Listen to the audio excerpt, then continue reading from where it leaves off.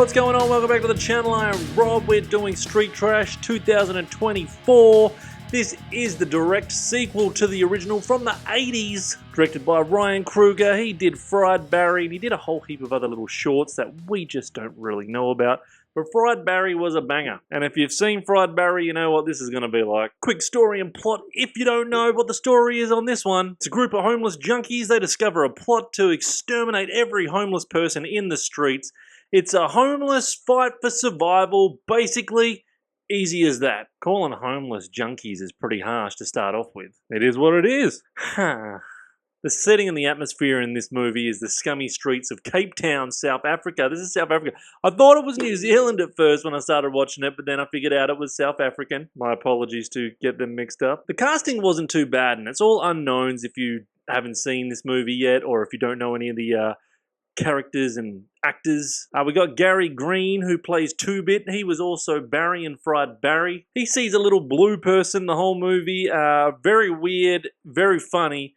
Because he's high. Because he's fucking high on drugs. It's a trip out that you need to see. Sean Cameron Michael, he plays Ronald. And he's also in Fried Barry.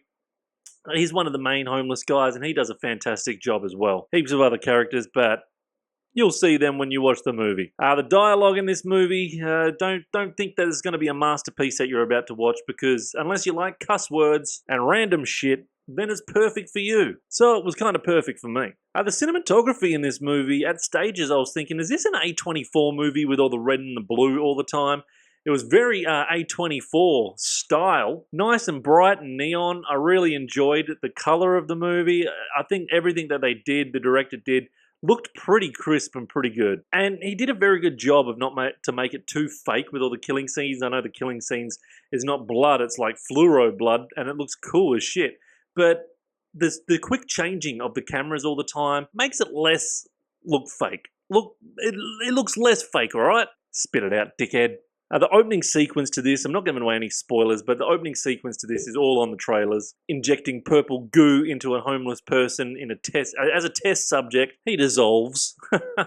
It's pretty cool. It's actually a really good opening scene. And the special effects look fake as fuck, but who cares? Because at least it didn't look CGI fake. They went old school style for all the kills and all that type of stuff, so respect that. And as for the kills and the horror, well, fluoro blood instead of normal blood, I respected that. I thought it was cool. I thought it was funny. It looked really good on camera too. This is a B-grade movie. I'm not going to lie. It's a B-grade movie, but it looked good on film for what he did. Like I said, the acting was a bit B-grade, and the story was pretty B-grade, but watch it for the effects. The effects is good. I think the director did a really good job with the chopping and changing and the camera work. With the action, you got machine guns, so yeah, you got some good old action in there. Comedy, yeah, fuck yeah, little blue guy that's friggin' only you can see if you're high and you're on drugs. That's funny as shit. There's some real random stuff in here as well, which I really enjoyed. Act 3, the climax of this movie, it was on. The final 20 minutes was pretty good, I gotta admit. Kills, deaths, guns. What else can you want? Now, did it keep me drawn in and engaged the whole movie? No, it actually started losing me in the middle a little bit. Only for stages. But it kept dragging me back in to see what was going to happen next, because they would always freaking put in something else that would make you want to keep watching. So there is bits that drag on, but you know what? Stick with it. How it left me feeling was I was entertained in the end. I had a good laugh, and I was glad I stuck with it. I really was glad I stuck with this movie. And I had to watch the fluoro blood and all that. That really kept me going. And I love fluoro colors and all that.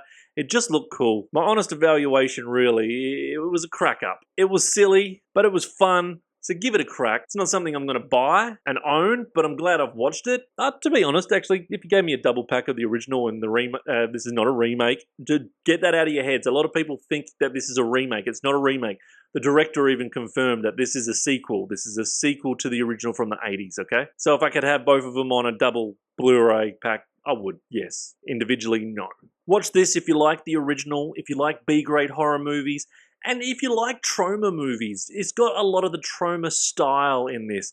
And that's what I did appreciate as well, because it's got a lot of Traumaville style. So if you really like all those silly Traumaville movies, you'll like this. And I think that's why I kind of stuck with it and I kept on watching it, because there is a lot of trauma movies that you watch and you go, fuck, that was shit. but then you end up seeing it on Tubi for free, and then you watch it again, and then you watch it again, and you watch it again, and you go, that was crap, but it was good. That was crap, but it was good.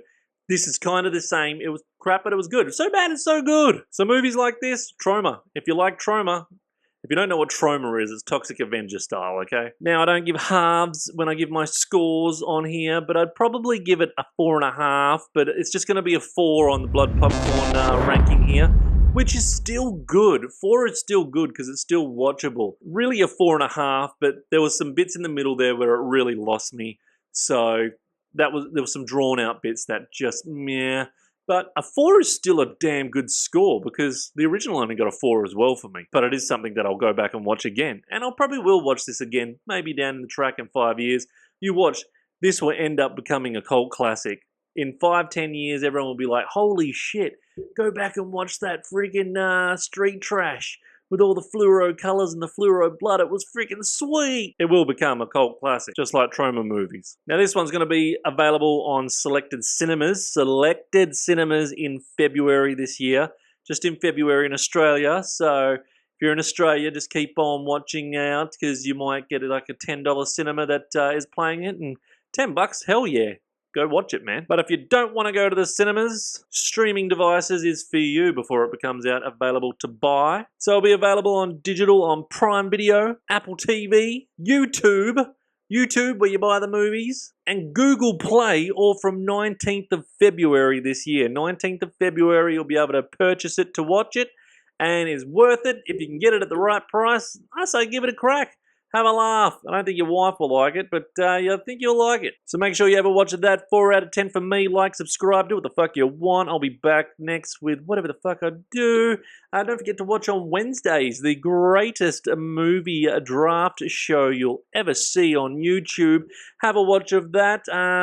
Myself, Adzi, and Pete. Oh, mate, we battle it out like no tomorrow. We're drafting like nobody's business. Always a good topic every week, and then you vote to see who wins. Until then, once again, say hi to your mum for me. See you!